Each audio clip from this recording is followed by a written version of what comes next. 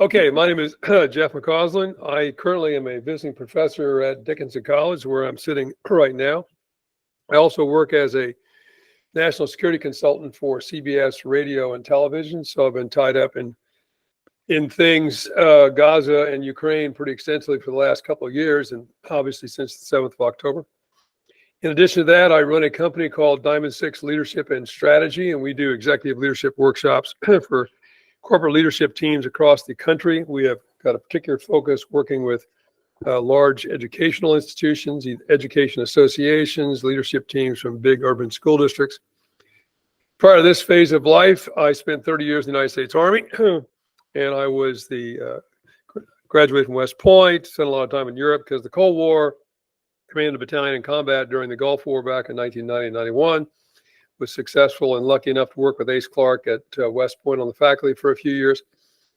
Spent time in the Pentagon working on arms control issues, worked on the National Security Council staff during the Kosovo crisis, and finished up my military career as the Dean of Academics at the United States Army War College here in Carlisle. Upon retiring, I then began an academic career, and initially, oddly enough, was the chair of leadership at the United States Naval Academy, which is kind of fun, and then also taught at Penn State University, as well as my position right now at Dickinson. Well, Jeff, I appreciate the introduction. Perhaps you'd like to begin your talk.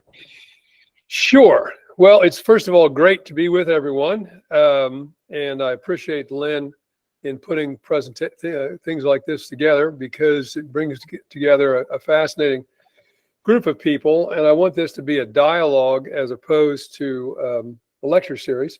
That's a little bit more awkward in this particular format. Better if we were sitting in a room, but unfortunately that's not possible. So what I'm going to try to do is talk about this war that's ongoing between Israel and Hamas, and kind of talk about it in sort of three ways, which is something I learned in the Army. And that is where you've been, where are you now, and where the heck is all this going in the future, which seems to me one analytical outline that many policymakers use. To begin with, obviously, it's impossible to fully describe this horrific attack back on the 7th of October. If one just considers, kidnapping 3-year-old American child, killing youngsters, raping people.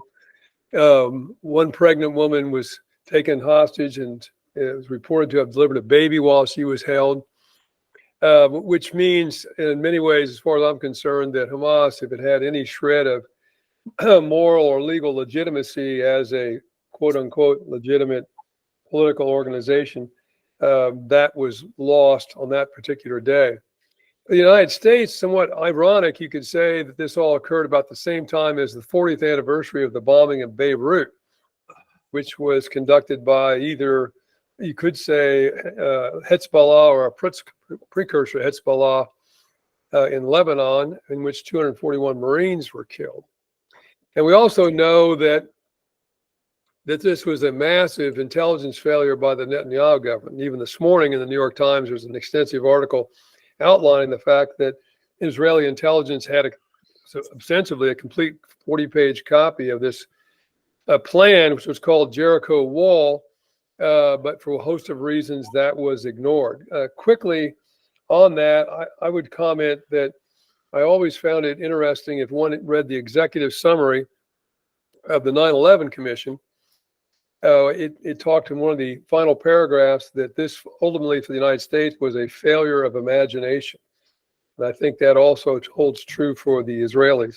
In my time in Israel, dealing with military officers, people who had been in Mossad and other groups, I often quizzed them. And I remember quizzing a senior officer one time on what was the end state that Israel was trying to accomplish with respect to the Gaza Strip, having been involved with 4 wars, this being the 5th. And I remember him looking at me, and he shook his head and he said, my wife keeps asking me that question over and over, and I tell her the following: Israel's a nice place to live, a really nice place to live. And if you have a nice place to live, every once in a while you have to go out and mow the grass. And we look upon dealing with Hamas as mowing the grass. Every few years we got to go down there and be involved in hostilities to kind of dampen things down, and that buys us 2 or 3 more years of peace and stability, and that's about as good as it gets. And I think that sort of frankly, dismissive attitude that Hamas couldn't mount this type of sophisticated operation, perhaps lulled the Netanyahu government into a false sense of security and allowed this to occur, even though people in the Israeli intelligence services obviously had provided warnings, to the point that in July, apparently there was a rehearsal done by Hamas that a young Israeli intelligence analyst woman pointed out to her superior, and that was still in fact dismissed. So this was a massive disaster, and there'll be a political day of reckoning, I think, eventually for Mr. Netanyahu in that regard. First question people might ask about this particular war is, well, why would Hamas do this? I mean, they could not imagine, just looking at it militarily, that they were going to be successful in conquering Israel, defeating the Israeli army, crushing the Israeli Air Force. They couldn't possibly have imagined that they would be successful in doing that. And I've pondered that, and I've got my sort of 4 or 5 reasons why I think they conducted this operation at this time. You can disagree or you can add others as you like. But the first, I think, was a faulty assumption on the part of the Hamas leadership that Israel was distracted by internal dissension over efforts on the part of the Netanyahu government to reduce the authority of the courts. And there had been massive social unrest. There had been demonstrations by hundreds of thousands of Israelis. There had been reports of military reservists saying they would not report for duty to this government, et cetera. And in that environment, Hamas thought they had an opportunity to be successful and that Israel would remain fractured. No, they were correct in that Israel was distracted. They were incorrect that Israel would not come together. And one of the things I found in the aftermath is the Israelis have come together and are determined to be successful. But I would temper that with what I said a moment ago. They are still very angry with their government, which they think has let them down. So that's reason number one, an assumption.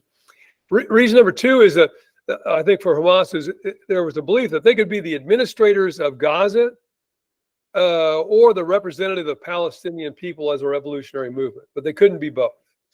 And their possibility of being the face, the representative of the Palestinian people as a whole, that was dissipating as time went on, and the whole question of Palestine and the two-state solution sort of seemed to be moving more and more off of the agenda. So we had to get this back on the agenda. We had to get that back on the agenda.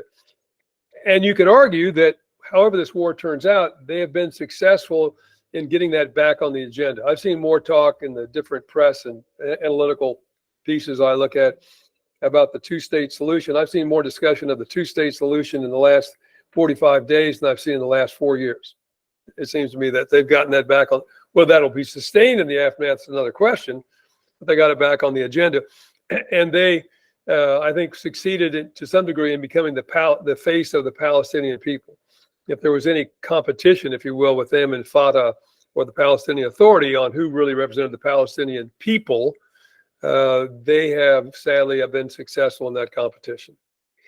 Thirdly, with this in mind, they needed to prevent the normalization between Israel and Saudi Arabia, because if that occurred, that would be a geopolitical earthquake in the Middle East, number one. And number two, there would probably be some efforts to assuage the plight of the Palestinian people. That would probably be with trying to resurrect the Palestinian Authority as the interlocutor, and that would marginalize Hamas. So we need to do this now because it looks like the Israelis and the Saudis are moving forward pretty rapidly towards that normalization. That normalization obviously is on the back burner. I don't think it's necessarily dead, but it certainly is on the back burner for a significant period of time. Thirdly, I think, or fourthly, I think they believe that in doing this conflict, uniting this conflict, they would create conditions of so-called permanent war, with Israel now at war with the Arab world. And they'd see people rise up, Hezbollah in southern Lebanon would rise up and become involved. They would see Shiite militia groups, particularly in Iraq and Syria, get involved. Perhaps see Iran get involved, Houthis in Yemen get involved, and all those groups become really involved, and this would become a pan-Arab, pan-Muslim war against the state of Israel. In that regard, they've been somewhat successful, though I think somewhat half-heartedly. It'll be interesting to see what happens now once the conflict has been resumed, because all those groups, with the possible exception of the Houthis, took a pause as Hamas accepted a pause. And I often say Nasrallah, the head of Hezbollah in southern Lebanon, and of course they Hezbollah were involved, more on that in a little bit, has given speeches. He gives speeches on Fridays on the prayer day. And the speeches that he's given since the war began, I would describe as, we're right behind you and we'll fight this war to the last Palestinian. But I haven't seen, even though there's a lot of rhetoric, I have not seen Hezbollah really demonstrating that they really want to get involved in a big way on this particular conflict, Lebanon being an economic basket case. Hezbollah's political standing in Lebanon is at an all-time low, so I'm not sure that they're interested. That doesn't mean they couldn't be dragged into it, but they certainly, I don't think, are terribly interested. And last but not least, they Hezbollah, but one has to try to put yourself in their mindset. This is a fundamentalist Islamic Sunni extreme organization that they knew Israel would respond, and they were willing to accept the price that had to be paid. But in essence, this is what they've called a martyr's war. And if you are, an extreme religious person in the Islamic faith and thinking of this as a jihad, then you get to be a martyr and you get to go to heaven and all that kind of good stuff. And that has some degree of value to them. Okay, so that's why I think they did this at this particular time. If you're going to begin, you have to begin with, where have you been? Well, I think it's important to realize that Gaza has been living under 16 years of blockade, and this is the 5th war since Hamas came to power, going back to 2008. And you see where things are right now. You also see the stunning description of the Gaza Strip, which I think we have to think about geographically and physically. This is an area about twice the size geographically of the city of Las Vegas. It's basically 125 square miles. It's about 6 miles, 150 square miles. It's about 6 miles wide by about 20 to 25 miles along the Mediterranean Sea. It's basically a rectangle, as you can see. Population at the onset, about 2.3 million, one of the most densely populated places on the planet. Basically, now if you do an even distribution of population, you get about 10,000 people per square mile, more or less. Unemployment rate at the start, about 45%. Food insecurity, about 65% at the onset. Heavily depend on aid. Routinely, 500 aid trucks would enter the Gaza Strip on any given day prior to hostilities. Described by some as the world's largest open-air prison. And I think socially, for two different groups, the Israelis, the Jewish population of Israel, and Palestine, and the Palestinians and Hamas, you have to look at this from the perspective of their view of the world and their view of the past. If you are an Israeli and you are of the Jewish faith, clearly the most searing event in the history of your people would be the Holocaust, without a doubt. And the whole attitude of never again. Golda Meir supposedly said to Joe Biden at one point in time during a crisis, you have to understand our secret weapon. We have no place to go. So that is a searing position, a searing attitude, and a searing event which continues across multiple generations and will forever for the Israeli Jewish population. For the Palestinians, it's the Nakba. And if you know what the Nakba is, Nakba means in Arabic catastrophe. And the searing event for them would be 1948. And they would talk about how in 1948, up to 1 million Palestinians were forced out of what is now present-day Israel. And that's where a large percentage of the population came from that now populate the Gaza Strip, as well as clearly their descendants.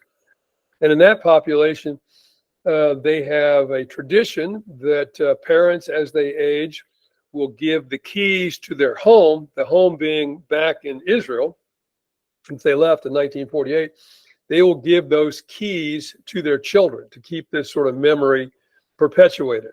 And so when you have two societies, it seems to me, that have these searing events that they carry forward from generation to generation, this obviously is volatile, number one, and number two, makes a solution obviously very, very difficult. And that's why since 1948, we haven't had one.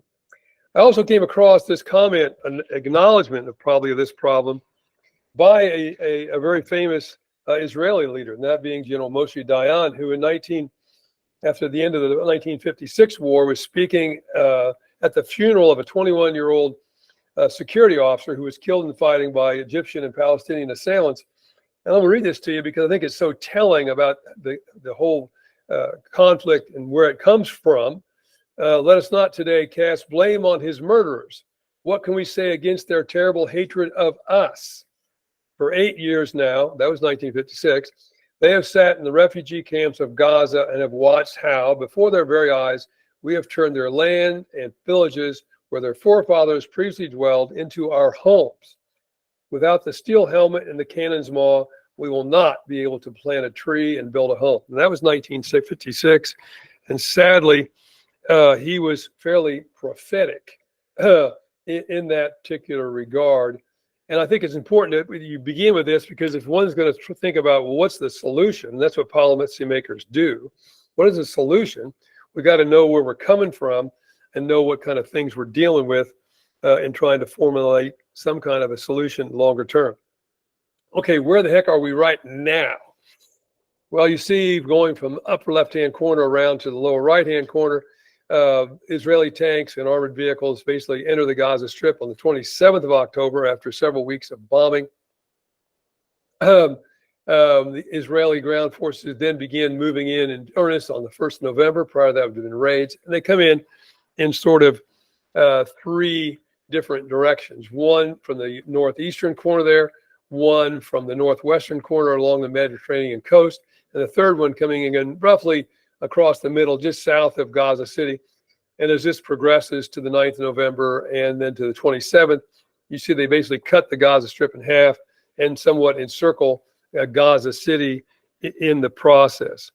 Over time, in addition to the 1,200 people who were killed on the 7th of October and about 240 hostages taken, subsequently, the estimates range from somewhere around 13 to 15,000 Palestinians that have been killed in the fighting so far, and probably twice that number having been injured. Now, you'll get differences of opinion and argument about that, but a dense population, a very young population, the average age in the Gaza Strip is about 18, and the fact that a significant number of those killed would be women and children is just, I think, a blinding flash of geography and population. It also is a flash of the level of violence. Israel up to one point had intercepted over 9,500 rockets fired on Israel coming out of the Gaza Strip, and some coming out of Lebanon with Hezbollah and Syria. On October 14th, roughly a week into the war, the Israeli Air Force reported they had dropped 6,000 bombs on Hamas targets in Gaza. Again, an area twice the size of Las Vegas. By contrast, we had dropped about 7,300 bombs on Afghanistan, which is the size of Texas, in all of 2019. And that was one of the heaviest years of aerial bombardment that we did from the time that the Air Force started releasing data on that back in 2006. So it gives you an idea of the level of violence that has occurred along the way. So far, we know about the release of hostages that ended just yesterday. Total of that runs out to be about 86 Israelis, most with dual nationalities, were released. About 25 others, foreigners, were released. Vast majority of those were Thais, who were farm workers in Israel when the war began. About 240 Palestinians who were arrested or detained. I make that differentiation because if you're in the West Bank and you're a Palestinian, you can be detained for several years without being charged. And a large number of these people were in that category. And the 240 Palestinians that were released were all women and children. As best we know right now, about 137 hostages are still held. Again, breakdown provided by the Israelis: 117 men, 20 women. 126 of those are Israelis and 11 foreigners. Unclear if any of them are Americans, quite frankly. We still know at least 2 people under 18 are being held, and that 10 over the age of 75 are being held. And there are 6 people that are so far missing from the onset of hostilities. In addition, and I don't think we paid enough attention about this as far as conflict, is the conflict on the West Bank.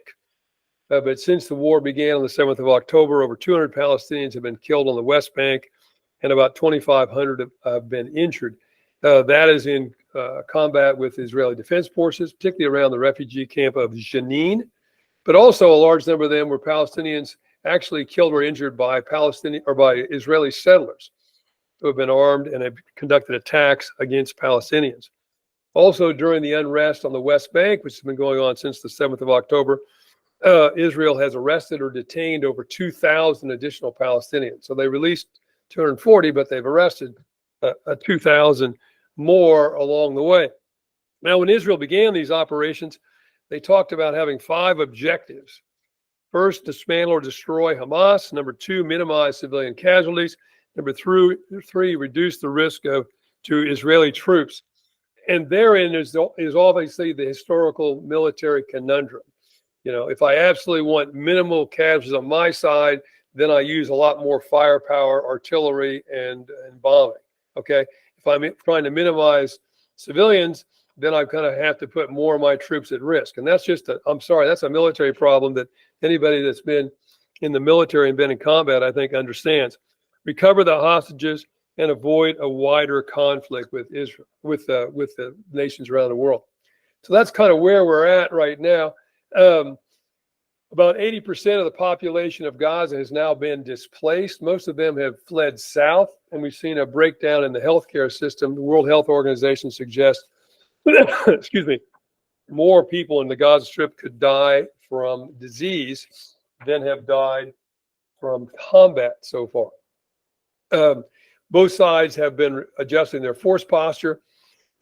During the pauses, people often ask me when I do work for CBS, well, isn't this to Hamas's advantage to conduct a pause? Well, normally it's a fair assumption that the side that's losing or the weaker side will benefit more from a pause. And I'm sure that Hamas was repositioning forces, resupplying forces. Don't forget, there was about 200 miles of tunnels under the Gaza Strip in preparation for the next phase of hostilities, probably putting in more IEDs, putting in more obstacles. And Israel also had agreed during the pause to halt any kind of surveillance operations using drones over the area for at least 6 hours a day, which gave Hamas a bit more freelance to actually do that. But the Israelis had to, I think, reposition their forces, resupply. You know, a significant number of days of intense combat is going to wear any force down, and also think through how they were going to conduct subsequent operations. Because the problem they've got now is having forced 80% of the population basically to displace and to displace south. Well, we've got a situation now in southern Gaza of just more people crammed into a smaller area in which we're now going to try to conduct intense combat operation and minimize as best we can the effects on civilians. So the problem has just gotten a bit worse. These negotiations on hostages, we know, were brokered by Qatar and Egypt. And we know Mr. Burns has been out there meeting with his counterparts from both Israel and Egypt. Secretary of State, I just learned, arrived in Qatar earlier today. And those negotiations brokered by Qatar on pauses are continuing, even though hostilities have broken out again earlier today. We also know we have had attacks in Iraq and Syria, and by Hezbollah in Lebanon. Those also paused. More on those in a minute. Military operations have begun once again. And finally, there is a growing belief that there may be a divergence that now is growing between the U.S. and Israel on future military operations. I would call it the discussion of massive assault versus surgical strikes. In almost every discussion, I get a summary of the discussions by the SecDef or phone calls by the SecDef. That's put out by DOD as release. And in every discussion Mr. Austin has had with his counterpart, Minister of Defense Gallant in Israel, it always concludes with, and we want, fewer civilian casualties, and we want more humanitarian assistance. So that has been a continued, I think, and louder drumbeat from Washington, which the Israelis have got to deal with. And we'll see that, and I'll talk about it more in a minute, reflected in the ongoing discussions in the Congress about providing more military assistance. So a lot more demands that Israel provide greater assurances on reductions of civilian casualties in return for more American military hardware. I wanted to take a minute and kind of describe what, urban combat looks like. Okay. The picture of the kid there in the bottom, and that's Fallujah 2004. I actually took that photograph when I was in Fallujah shortly after we had resecured that from Al Qaeda and other insurgent groups back in 2004. Population of Fallujah 2004 as a comparison, about 300,000. There were about 500 to 1,000 insurgents in Fallujah when we entered the city. Took us 6 weeks. 100 casualties, killed in action, about 500 wounded. And most of the population of Fallujah, by the way, had left prior to the attack by the Marines and the U.S. Army. Perhaps a better comparison might be the attack on Mosul by the Iraqis to wrest that from the control of ISIS back in 2016. 2 million people in Mosul, so roughly population-wise, not dissimilar from Gaza. A little bit less, pretty larger physical land area, so not quite as dense. There were about 5,000 or so ISIS fighters in the city. Took the Iraqi military, supported by us with air support, took them 9 months and roughly 8,500 killed in action to resecure Mosul. And nobody in this day knows how many civilians were killed in the assault on Mosul. And see, population of Gaza City is 600,000, about twice Fallujah. Larger population per square inch, etc.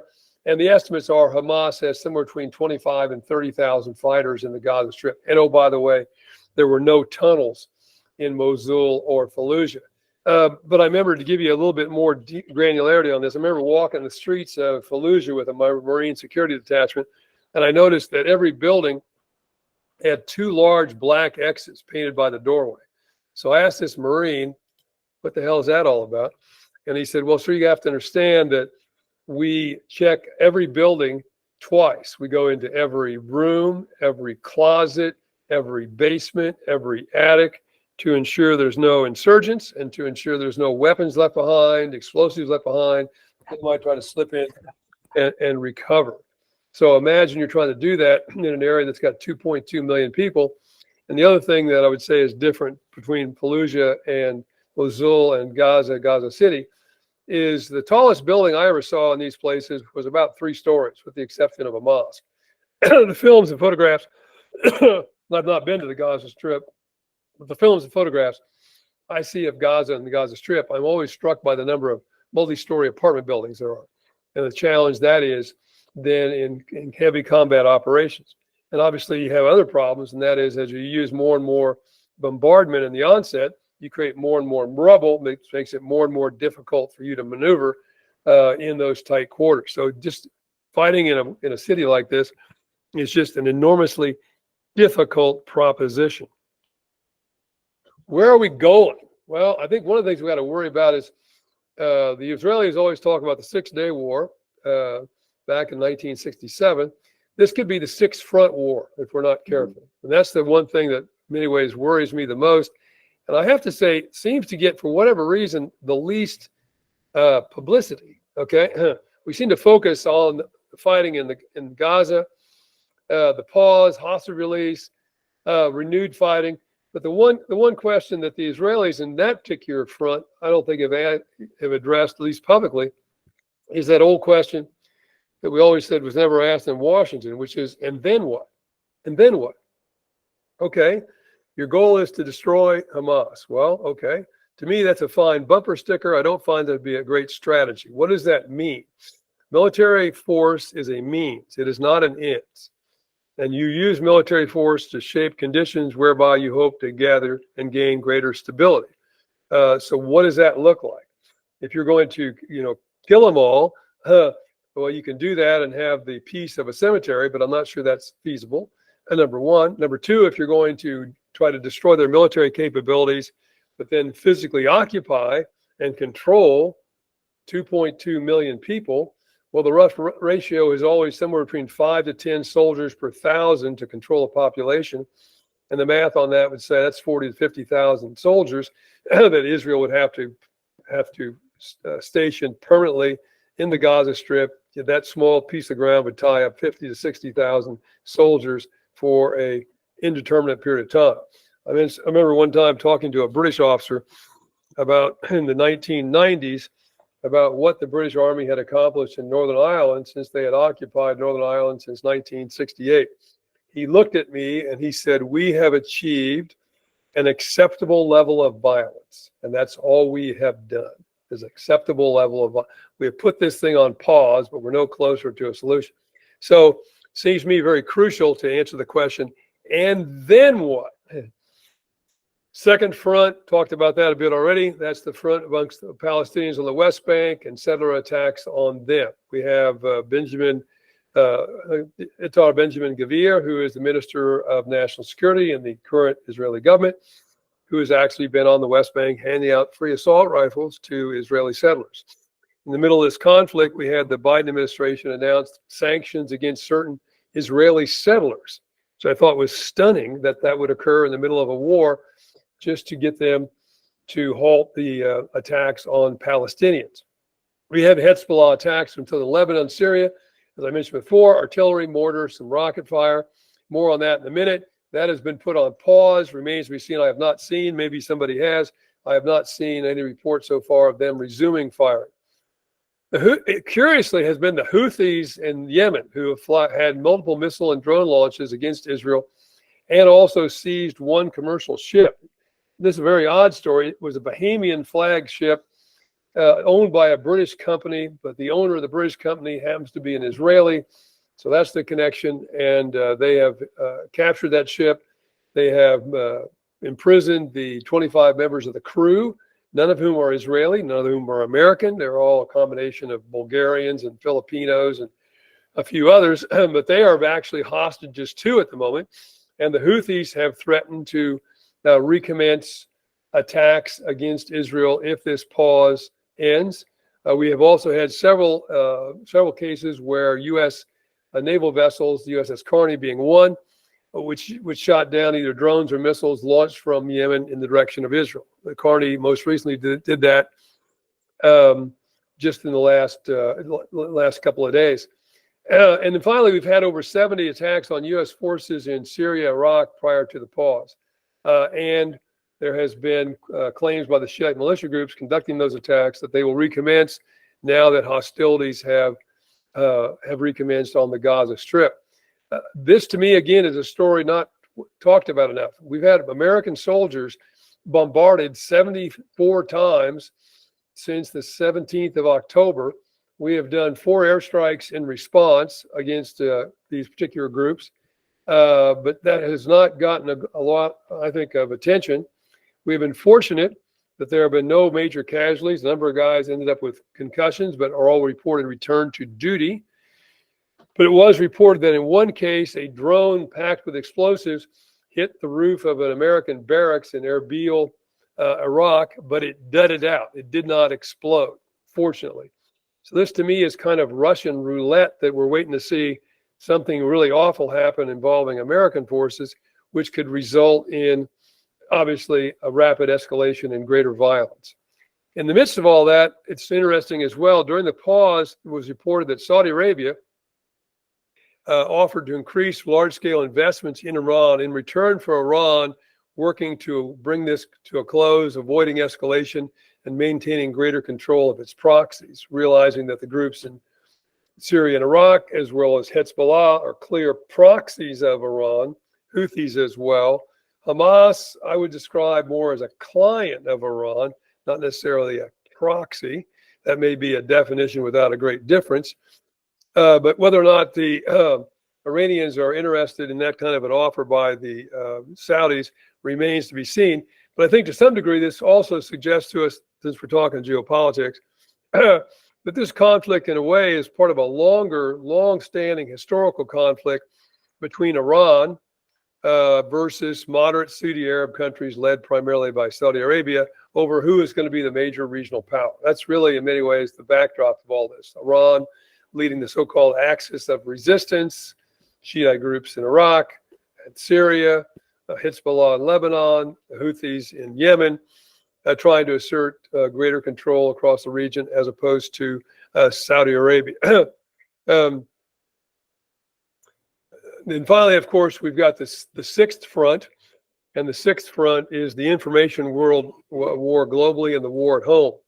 a hard home in Israel. It's been stunning to me that at the onset, of course, Israel enjoyed widespread international support and sympathy over this terrible attack by Hamas. But that seemed to dissipate pretty doggone quickly as they began this massive onslaught against the Gaza Strip.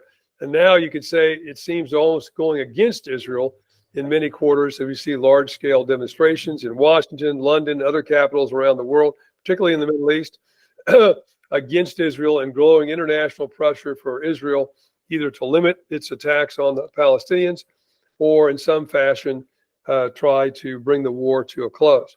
It also has brought on this war at home, I think, inside Israel on what we're going to do. There are several reports that very conservative parts of Mr.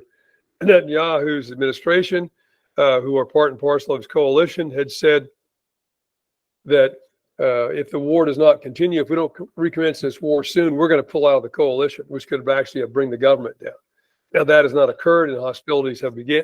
That's sort of the balance, I think, that the Israelis got to be concerned about. One, are we losing support internationally and perhaps even from the United States as this war goes on? Number two, but we've got to assuage those parts of the conservatives, particularly in the government, that want this war pursued to its very end. And these are folks that in the Israeli government that I will tell you, prior to the onset of hostilities, openly advocated policies such as that Israel should formally annex the West Bank, force the 3 million Palestinians living there into Jordan, and totally fill the West Bank up with Israeli settlers as a solution to this problem. So that's for their outlook. But if you don't figure out some way, I think, to try to bring this to greater stability, then this comment by the former head of Israeli intelligence seems somewhat prescient. If we're not careful, we'll be fighting their sons in 4 or 5 years. Quickly, this just gives you an example of kind of what it looks like if this expands. Terrorist organizations like Hezbollah, in many ways, are far better armed than many national armies. And this one in particular is pretty well armed, up to 100,000 fighters, about 150,000 rockets. I've walked the ground on the Israeli side of the frontier, and you can see all these villages out there, and Israeli intelligence will tell you all those houses are full of rockets waiting to be launched against targets in Israel. The bombardment by Hezbollah that began shortly after the hostilities began has resulted in 125,000 Israelis being forced out of northern Israel, now moved south into Tel Aviv and into Jerusalem. And you can see for yourselves the variety of missiles and rockets available to Hezbollah. And I'm confident the commander of the USS Gerald Ford Carrier Battle Group that's operating in the Eastern Med just offshore of Israel and Lebanon is fully aware of those Chinese-made anti-ship missiles that are at Hezbollah's disposal. Just to give you an idea of U.S. forces in the region, we've got about 45,000 troops with the United States all across this particular region. The vast majority are in Kuwait, Bahrain, Qatar. We have about 900 in Syria and about 2,500 in Iraq. Those are the focal point because of the attacks that have occurred against them by those militia groups I mentioned a while ago. To augment U.S. military force presence since this war began, the USS Eisenhower Carrier Battle Group was due to replace the Gerald Ford in the Eastern Med. Ford has been, as far as I can tell, indefinitely extended on operations in the Eastern Med. They're still there. The Eisenhower entered the Med, has transited the Red Sea, and now is operating on the Persian Gulf. Okay, and this last day or so, there were complaints put out by the Eisenhower of a drone, an Iranian drone, flying within a mile or so of the carrier, which caused, I'm sure, great consternation. We have also expanded air defense and fighter squadrons to the region. There has also been at least one U.S. nuclear submarine operating under the CENTCOM AOR. This is not a ballistic missile submarine, but it is a submarine that has 150 Tomahawk cruise missiles on board. And we have also, United States, conducted at least 3 missions using B-1 bombers transiting through the CENTCOM AOR. So what's the net of it all? Well, the net of it all is my grave concern, frankly, based on the amount of firepower that we have out there, based on the amount of troops we have out there, based on these attacks by Houthis, by Iraqi and Syrian Shiite militia groups against U.S. forces, something could go wrong. A ship gets struck, soldiers are killed, and suddenly this particular conflict goes from being one that is focused on a pretty small area of the Middle East to a war that could stretch from the Mediterranean to the borders of Iran, and do so very, very quickly, very, very quickly. This is kind of an interesting sidelight, and then I'm going to come to a wrap up here in just a second. Normally, when you have a crisis in the Middle East, the first thing you look at is what happens to the price of oil, and the price of oil usually goes up. In this case, that has not happened. It's been odd that the price of oil actually has gently drifted down, as you can see in these charts, since the conflict began. It's gone up a little bit in the last day or so, but that's basically been based on an announcement by the Saudis to reduce production. The reduction in oil prices is largely, I think, driven by a couple of external factors. One is reduced demand, probably due to challenges of the Chinese economy, and some increased production on the margins done particularly in Nigeria. But we have not seen a dramatic increase in oil prices since this conflict began. That being said, that is certainly a distinct possibility should the conflict widen, which, like I said before, it could at any moment. And the final place we need to talk about, I think, in this regard is what's happening here in the United States with all this, okay? And the military aid to Israel and the Ukraine, because these two things are tied together. And the whole negotiations in the Congress, which is also wrapped around where we're going with our current defense budget. As you know, there's been a couple of continuing resolutions, and the Congress is supposedly working on a compromise defense bill, and also working on then voting on a supplemental mil aid package for Ukraine, Israel, and others. But as you can see quickly, this has been what's sort of transpired on the defense budget. In July, the House passed an $874 billion defense budget, but they included in that, which is very unusual and never done in past. Usually the NDA is a pretty clean budget, okay, just in terms of what we're buying and what we're not buying. But it included a lot of social issues on abortion policy for the military, equal opportunity training, transgender health care, et cetera. So this was basically dead on arrival when it arrived in the United States Senate. The Senate passed a slightly larger defense budget, but had eliminated all those socially conservative provisions. And that's where the Congress is kind of stuck. Then the House proposed a small mil aid package to Israel, but they tried to balance it off with an equal reduction to the IRS budget.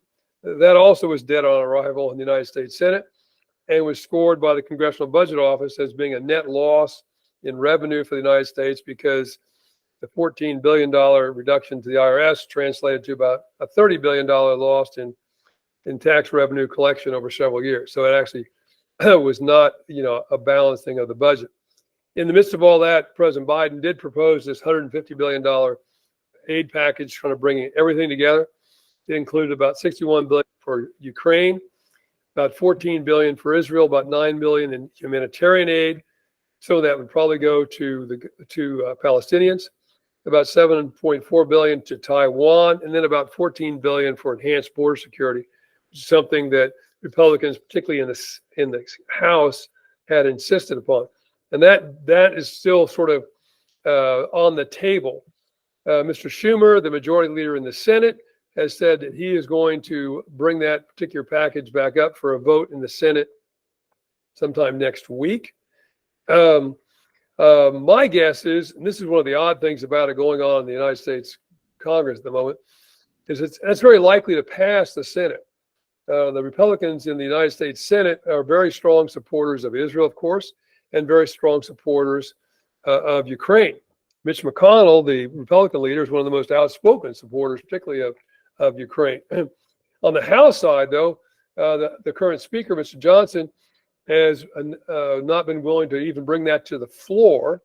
My feeling is if he brought it to the floor, it would probably pass with some moderate Republican votes and a lot of Democratic votes. But this is strongly opposed, particularly the Ukraine portion, by a group of very, very conservative Republican congressmen who are very opposed to that. And I think the new speaker, having just been barely elected to that position, would be concerned about his longevity if he brings that to the floor. But he may, in fact, be forced to do so. In terms of that as well, in the House, on the Democratic side, there have been more and more concerns about making sure language is contained in any kind of military aid package, particularly for Israel, that talks about limitations on the use of that ordinance to try to reduce the number of civilian casualties, et cetera, in the ongoing conflict in the Persian Gulf. So a lot of this is tied to these funding packages. Now, in the short term, does this mean Israel is going to run out of ammunition? And the answer to that is no. There's a large amount of ordnance that they have already.